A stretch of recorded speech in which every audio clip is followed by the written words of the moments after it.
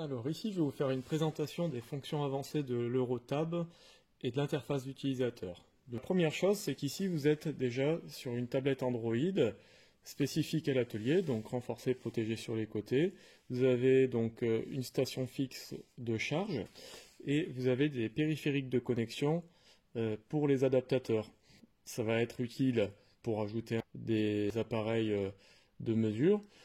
Et ça va être aussi utile au niveau du raccordement Ethernet pour se raccorder directement à l'interface pour intervenir lors des codages ou des programmations des calculateurs.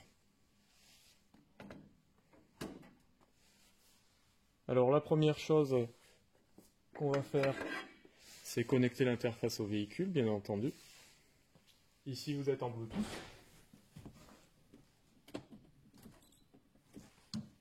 Alors ce qui est apprécié sur l'Eurotab, c'est que on est sur une base Android open source, donc on peut mettre toutes les applications qu'on souhaite, les catalogues fournisseurs, d'informations techniques, etc.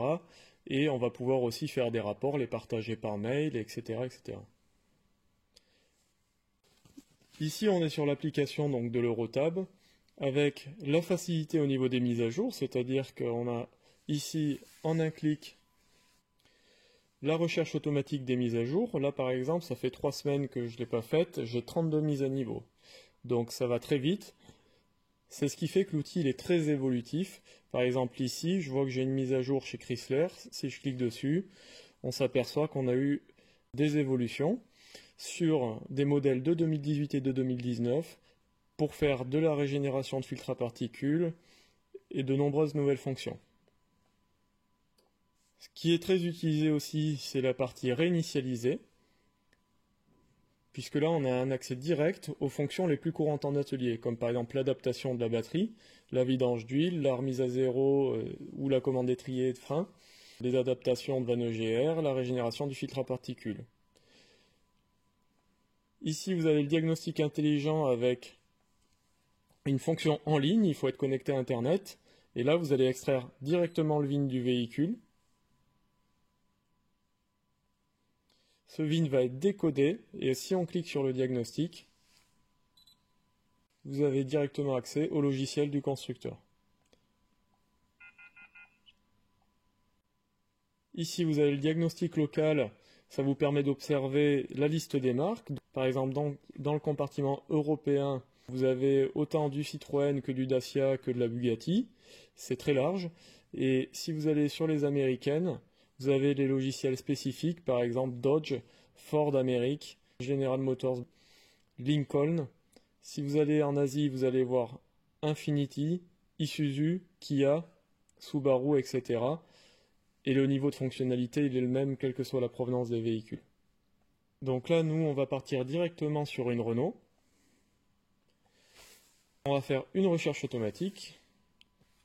On clique toujours sur la première fonction. Et là, vous avez instantanément la lecture du VIN, le décryptage du type moteur. Vous n'avez pas besoin d'aller voir sous le capot quel est le type moteur.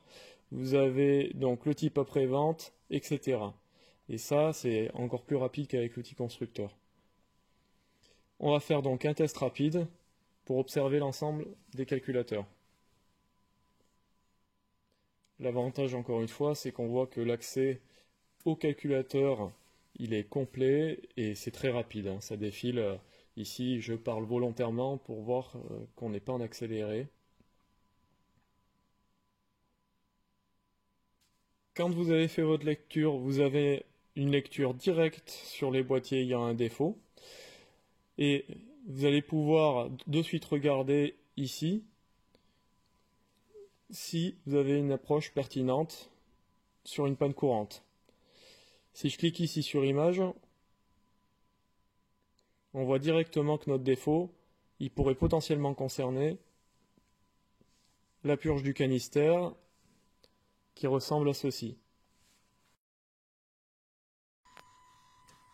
Effectivement, on a bien la pièce similaire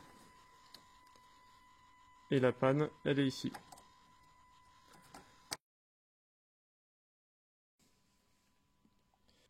Ici, lorsque vous accédez à un véhicule, vous cliquez sur Rapport. Pré-réparation, vous avez automatiquement le kilométrage, le numéro de série. Vous pouvez rajouter l'immatriculation et mettre une remarque. On clique sur Confirmer. Vous avez les informations de votre centre qui se mettent directement, vous pouvez choisir simplement le technicien, vous confirmez.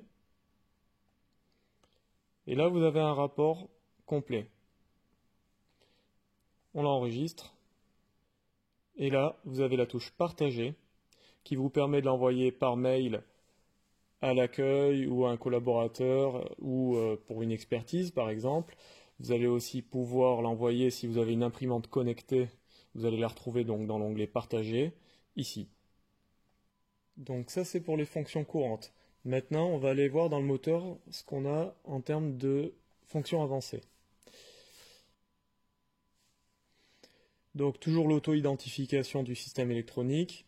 Ici, si on revient dans la lecture des codes défauts, vous avez le descriptif, la mention complémentaire, le statut en mémoire. Vous avez donc aussi un lien vers la database. Celle-ci est optionnelle, mais si vous prenez la database, vous allez avoir des schémas et des informations à contrôler, comme l'alimentation et la résistance du circuit par exemple. Ici, si on va dans la lecture des données, dans les choses qui sont souvent demandées, c'est la disponibilité. Alors ici, on voit qu'on en a 104, c'est très complet. Vous avez par exemple la consigne de pression de suralimentation. Et donc si on va un petit peu plus bas, on va aller chercher pression de suralimentation. Et là, on voit qu'on a la consigne et la réelle. Et là, on va pouvoir les observer en graphique, ce qui nous permettra, lors d'un essai en dynamique, de voir si la réelle suit la consigne. Pour la partie test actionneur, donc ça c'est ce que vous retrouvez souvent dans les multimarques, par exemple, type test de relais de pompe à carburant. Donc mettre le contact. Dans les choses un peu plus techniques, on va aller voir les configurations. Et là, vous retrouvez donc la remise des adaptatifs moteurs. Déjà, c'est un petit peu plus avancé. L'apprentissage du capteur d'Arbacam, les fonctions d'apprentissage liées à cette motorisation. Et si on va dans particularités, là, vous avez l'intervalle de vidange avec l'oxydation. Donc pour les véhicules équipés d'un entretien adaptatif, on va pouvoir remettre et programmer l'entretien via cette fonction.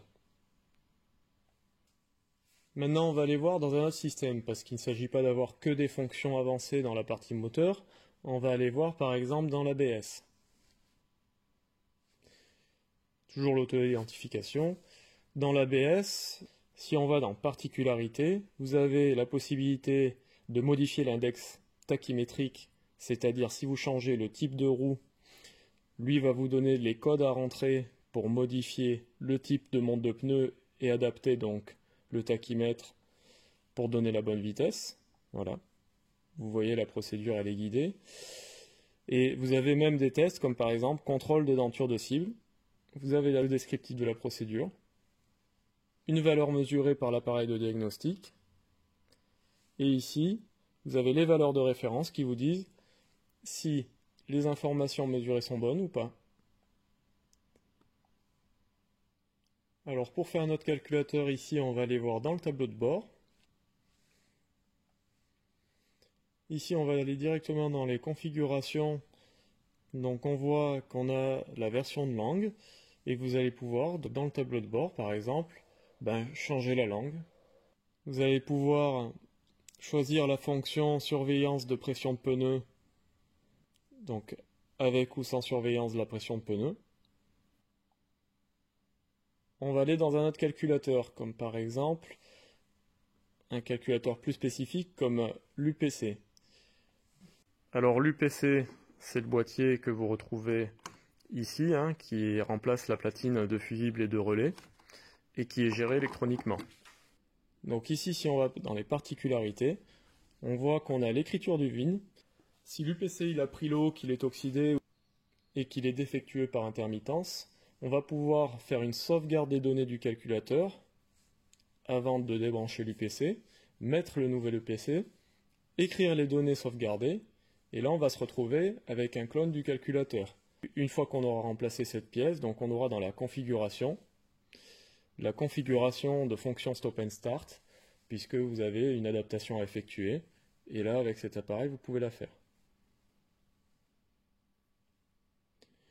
Voilà, c'est vraiment ce genre de fonction souvent avancé qui est recherché, qui n'est pas toujours présent dans le multimarque. Donc on a l'aspect pratique au quotidien de l'appareil et on a l'aspect performance qu'on va retrouver dans les onglets de fonctions de configuration, de particularités, sur l'ensemble des boîtiers d'un véhicule.